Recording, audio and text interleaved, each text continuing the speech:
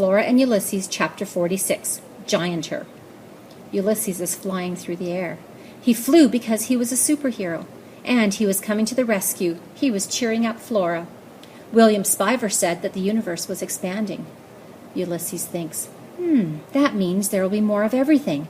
More cheese puffs, more jelly sandwiches, more words, more poems, more love, and more giant donuts. Maybe even gianter donuts. Is gianter a word? It should be. Is gianter a word? It should be. Flora and Ulysses, Chapter 47, Flying Squirrels. Why, Flora wondered, did everything become silent when Ulysses flew? It had been the same in the giant donut, at least until everyone started screaming. It was as if some small piece descended. The world became dreamy, beautiful, slow. Flora looked around her. She smiled. The sun was shining into the kitchen, illuminating everything. Ulysses' whiskers, the typewriter keys, her father's upturned smiling face, and her mother's astonished and disbelieving one. Even William Spiver was illuminated, his white hair glowing like a wild halo. "What is it?" said William Spiver. "What's going on?" Flora's father laughed. "Do you see, Phyllis? Do you? Anything can happen." Ulysses floated above them. He zoomed down to the ground and then went shooting back up to the ceiling. He looked behind him and performed a lazy, mid-air backflip. "For the love of Pete," said Flora's mother in a strange wooden voice. "Someone tell me something," said William Spiver. Ulysses dived down again. He flew past William Spiver's right ear. "Ah!" said William Spiver. "What was that?" "The squirrel," said Flora's mother in her strange new voice. "He is flying." She stood up suddenly. "Right," she said. "Okay, I have to go upstairs and take a nap," which was an odd thing for her to say because Flora's mother was not in any way a napper. In fact, she was an anti-napper. She didn't believe in naps at all. She often said that they were a big, fat waste of time. "Yes, a little nap, that's what I need." Flora's mother walked out of the kitchen and closed the door behind her. Ulysses landed on the table next to the typewriter. "It's not that shocking," said William Spiver. "There are flying squirrels, you know. They exist. In fact, there are some theories that posit that all squirrels are descended from the flying squirrel. In any case, flying squirrels themselves are a documented fact." Ulysses looked at William Spiver and then over at Flora. He reached out a paw and hit a key on the typewriter. The single clack echoed through the kitchen. "How about flying squirrels who type?" said Flora. "Not as well documented," admitted William Spiver. Ulysses hit another key, and then another. "Holy bagumba," said Flora's father. "He flies, he vanquishes cats, and he types." "He's a superhero," said Flora. "He's amazing," said her father. "It's wonderful, but I think I'd better go have a quick word with your mother about the whole, situation." Another key, and then another. "Holy bagumba," said Flora's father. "He flies, he vanquishes cats, and he types." "He's a superhero," said Flora. "He's amazing," said her father. "It's wonderful, but I think I'd better go have a quick word with your mother about the whole, situation. Situation. Flora and Ulysses, Chapter 48, Banished. Clack, clack, clack. Flora stood silently. William Spiver stood silently. The squirrel typed. "Florabelle," said William Spiver. "Uh-huh," said Flora. "I wanted to make sure you were still here. Where else would I be?" "Well, I don't know. You did say that you were moving out." "My mother wants me to leave," said Flora. "I don't know if that's exactly what she meant," said William Spiver. "I think she was surprised, and perhaps her feelings were hurt. She certainly didn't express herself very well. Shocking, really, that a romance novelist could be so inept at the language of the heart." Clack, clack, clack. Ulysses had a look of deep and supreme satisfaction on his face. "She said it would be easier without me," said Flora. "Yes, well," said William Spiver. He pushed his glasses back upon his nose. He pulled out a chair and sat down again at the kitchen table. He sighed a deep sigh. "My lips are numb," said Flora. "I know the feeling," said William Spiver. "Having suffered through several traumatic episodes myself, I am very familiar with the bodily manifestations of grief." "What happened to you?" asked Flora. "I was banished." Banished. It was a word that Flora could feel in the pit of her stomach, a small, cold stone of a word. "Why were you banished?" "I think the more relevant question would be, who banished me?" "Okay," said Flora. "Who banished you?" "My mother," said William Spiver. Flora felt another stone fall to the bottom of her stomach. "Why?" she said. "There was an unfortunate incident involving my mother's new husband, a man who's not my father, a man who bears the idiotic appellation Tyrone." "Where's your father?" said Flora. "He died." "Oh." One more stone sank to the bottom of Flora's stomach. "My father, my real father, was a man of great humanity and intelligence," said William Spiver. "Also, he had delicate feet, very, very tiny feet. I, too, am small of foot." Flora looked at William Spiver's feet. They did seem extremely small. "Not that that is particularly relevant information. In any case, my father was a man who could play the piano wonderfully well. He had an in-depth knowledge of astronomy. He liked to consider the stars. His name was William. But he's dead, and now my mother is married to a man named Tyrone, who does not have delicate feet, and who is supremely unaware that there are stars in the sky. The mysteries of the universe mean nothing to him. He sold my father's piano. He is a man who refuses to call me William. Instead, this man refers to me as Billy. My name, as you know, is not now, nor has it ever been, nor will it ever be, Billy. I took issue with being so addressed. I repeatedly took issue, and after repeatedly taking issue and repeatedly being ignored, one thing led to another, and some irrevocable acts occurred, and thus I was banished." "What thing led to another thing?" said Flora. "What irrevocable acts occurred?" "It's complicated," said William Spiver. "I don't want to talk about it right now. But as long as we were asking each other questions of an emotionally fraught nature, why did you say that your mother wanted a lamp for a daughter?" "It's complicated," said Flora. "I'm certain that it is, and I empathize." There was another long silence, punctuated by the clacking of typewriter keys. "The squirrel is working on another poem, I suppose," said William Spiver. "I guess," said Flora.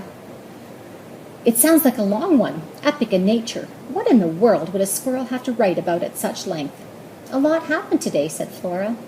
It was late afternoon. The shadows of the elm and the maple in the backyard entered the kitchen and flung themselves in purple lines across the floor. Flora would miss those shadows when she moved away. She would miss the trees. She supposed she would even miss William Spiver. And then, almost as though he were reading her mind, William Spiver said, "I meant what I said. I'm here because I was looking for you. I missed you." Flora's heart, the lonely, many-armed squid of it, flipped and flailed inside her. She opened her mouth to say that it didn't matter, not really, not now. But as usual, what she intended to say to William Spiver and what she did say were two different things. The sentence Flora intended to say was, "It doesn't matter." The sentence she said was, "Have you ever heard of a place called Blundermeechin?" "Pardon me," said William Spiver. He held up his right hand. "I don't mean to alarm you, but do you smell smoke?" Flora sniffed. She did smell smoke. Now, there was going to be a fire on top of everything else? For the love of Pete! She opened her mouth to say that it didn't matter, not really, not now. But as usual, what she intended to say to William Spiver and what she did say were two different things. The sentence Flora intended to say was, "It doesn't matter." The sentence she said was, "Have you ever heard of a place called Blundermeechin?" "Pardon me," said William Spiver. He held up his right hand. "I don't mean to alarm you, but do you smell smoke?" Flora sniffed. She did smell smoke. Now, there was going to be a fire on top of everything else? For the love of Pete! Of everything else? For the love of Pete! Flora and Ulysses, Chapter 49. Good News, Florabelle. Flora's mother and father entered the kitchen together. Her mother had a cigarette in her mouth. Her mother was smoking. Her father had his arm around her mother's shoulder. This was almost as alarming as seeing her mother smoke. Her mother and father never touched any more. "Good news, Florabelle," said her father. "Really?" said Flora. She never believed it when someone said there was good news. In her experience, when there was good news, people just said what the good news was. If there was bad news that they wanted you to believe was good news, then they said good news. And if there was really bad news, they said good news, Florabelle. "Your mother thinks it would be wonderful to have the squirrel stay here," said her father. "What?" said Flora. "Here? With her? And where am I supposed to stay?" "Here," said her father, "with your mother. You, your mother, and the squirrel. That's what your mother would like." Flora looked at her mom. "Mom?" she said. "I would be honored," said her mother. She took a long drag on her cigarette. Her hand was trembling. "Why are you smoking?" said Flora. "I thought you stopped smoking." "It seemed like the wrong time to stop," said her mother. She squinted. "I'm under a lot of pressure right now. Speaking of which, I see that the squirrel is typing on my typewriter where I write." "He writes poetry," said William Spiver, "not fiction." "Well, just have a look-see," said Flora's mother. She walked over to the typewriter and stood looking down at Ulysses and the words on the page. "Let's see what kind of poetry a squirrel types." Her voice sounded funny still, tinny and far away, as if she were speaking from the bottom of a dark well. Actually, what she sounded like was a robot, someone pretending to be human and doing a lousy job of it. Flora felt a little flicker of fear. "Let me just light another cigarette here," said her mother in her robot voice. She lit a new cigarette from the tip of the old one, which was, of course, chain-smoking and dangerous behavior at the best of times. And this, obviously, was not the best of times. Her mother inhaled deeply on her cigarette. She exhaled. She said, "Shall I read the squirrel poetry aloud?" Dangerous behavior at the best of times. And this, obviously, was not the best of times. Her mother inhaled deeply on her cigarette. She exhaled. She said, "Shall I read the squirrel poetry aloud?"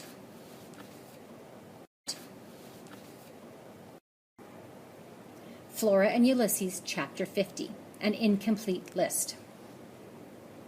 Actually, it wasn't poetry. Not yet. So far, it was just a list of words that he wanted to turn into a poem. The first word on the list was jelly. Jelly was followed by giant donut, which was in turn followed by sprinkle. The list continued on with these words: Rita, sunny side up, Pascal, giant squid, little shepherdess, vanquished, capacious, quark, universe, brackets, expanding, blundermeakin, banished. The list ended with the words of Dr. Meacham's goodbye. "I promise to always turn back toward you." The words were good words, Ulysses felt, maybe even great words, but the list was incomplete. He was just getting started. The words needed to be arranged, fussed with, put in the order of his heart. All of this is to say that when Flora's mother read the list out loud, it didn't sound terribly impressive. "Gosh, that's some swell poetry," said George Buckham. "Not really," said William Spiver. "There's no point in lying to him, even if he is a squirrel. It's actually pretty lousy poetry. But I do like the last part, the part about turning back. That has some emotional heft to it." "Well, I think it's just great," said Flora's mother, "and I'm glad to welcome another writer into the family." She patted Ulysses on the head, too forcefully, he felt. The pat approached violence. "We are going to be one happy little family," said Flora's mother. She gave Ulysses another whack disguised as a pat. "Really?" said Flora. "Oh, yes," said Flora's mother.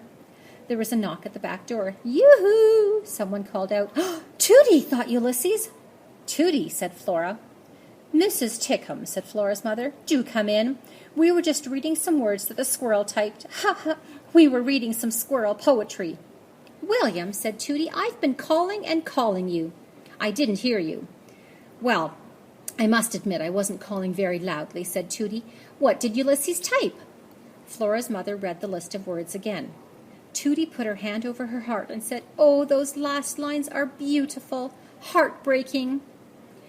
"Those last lines are the only bit of coherence in the whole thing," said William Spiver. "I've been inspired by Ulysses to write a little poetry of my own," said Tooty. Ulysses felt himself puff up.